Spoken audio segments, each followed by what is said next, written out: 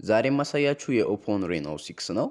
ይህ ስልክ እስከዛሬ ካየኋቸው ስልኮች ለየት የሚያደርገው ጀርባው እንደምትመለከቱት ለየት ያሉ ቀለሞች ያወጣል። አቅጣጫችሁን በቀያየራችሁ ቁጥር የሚያምሩ ቀለማቶች ያወጣል። እንዲሁም እዛ ዳርጋ ኦፖ የምትል ስሟ በማት ቴክስቸር የተጻፈ አለችው። እንዲሁም አሪፍ የሆነ የራሱ የተሰራለትም ከቨር አለ። አንዳንድ ስልኮች ከቨር አታገኝላቸውም። ይህ ስልክ ታዲያ የ2021 ሞዴል ነው። ከ5 ዓመት በፊት ነው የወጣው በውጪዎቹ። እንዲሁም በጣም የሚያምር ዲዛይን ስላለው ብዙ ሰው ያለ ከቨሩ ነው መያዝ የሚፈልገው። ጀርባው በማት ቴክስቸር ስለሆነ የተሰራው አሻራችሁንና ሌላ ነገር አይዝባችሁም። እንዲሁም እዚህ ጋር ስልክ ለማዳመጥ እንዲሁም ደግሞ በዚህ በኩል ሌላ ስፒከር ፊልም ለማየትና ቪዲዮዎች ስታዩ በዚህ ጋር አሪፍ ድምጽ ያወጣል ማለት ነው። ታይፕ ሲ ነው የሚጠቀመው። ቅድም ፍላግሺፕን ያልኩበት ምክንያት እንደ አይፎን እና እንደ ሳምሰንግ ፍላግሺፖች መስመር አለው። እንዲሁም ቦክሲየር ዲዛይን ያለው እንዲሁም ካሜራውም ሁሉም ነገር ስታዩት ፕሪሚየም የሆነ ስልክ ይመስላል።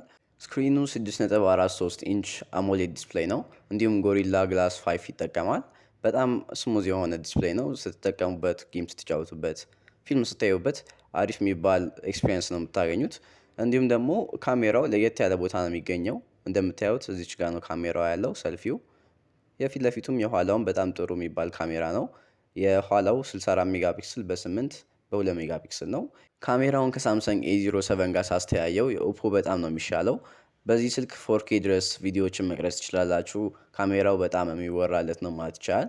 ይህን ስልክ ለምንም ባገዙት ለካሜራው ሊገዙት ይገባል። በጣም አሪፍ ካሜራ ነው ያለው። ከፍተኛ የሚባሉ ስፔኮች አሉት። 8 ጂቢ ራም በ128 ጂቢ ስቶሬጅ እንዲሁም ባትሪው 4300 ሚሊዮን ፓወር ነው። አሪፍ ነው። ባትሪው ትንሽ ዝቅ ቢልም ከ5000 ግን በፍጥነት ቻርጅ ማድረግ ትችላላችሁ። እስከ 50 ዋት ፋስት ቻርጀር አለው። እንዲሁ ሶፍትዌሩን ስትመለከቱት ትንሽ የቻይና ሶፍትዌር አለው።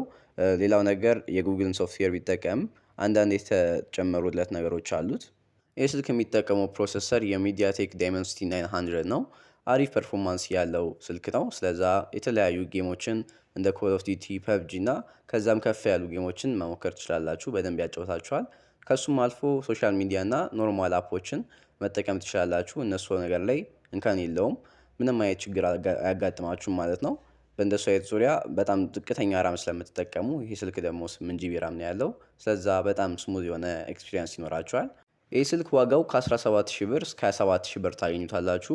እንደ ቦታው ቢለያይም አዲስ ከሆነ እስከ 27 ባለው፣ በጣም የተጠቀሙት ከሆነ ወይም ትንሽ ዩዝድ ከሆነ ደግሞ እስከ 17 20 ልታገኙት ትችላላችሁ። ስለዚህ ሁለቱን አይታችሁ ከሳምሰንግ ጋላክሲ ኤ07 እና ከኦፖ ሬኖ 6 የትኛው እንደሚሻል ኮመንት ላይ አሳውቁኝ። እኔ በጣም እርግጠኛ ነኝ ይሄኛው እንደምትሉ።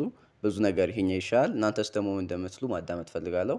ኮመንት ላይ አሳውቁኝ። ይሄ ደግሞ ስልክ በጣም የሚያምር አሻራ ማንበብ ያለው ፊት ለፊቱ ላይ፣ እሱም ቼክ አድርጉት። ፒስ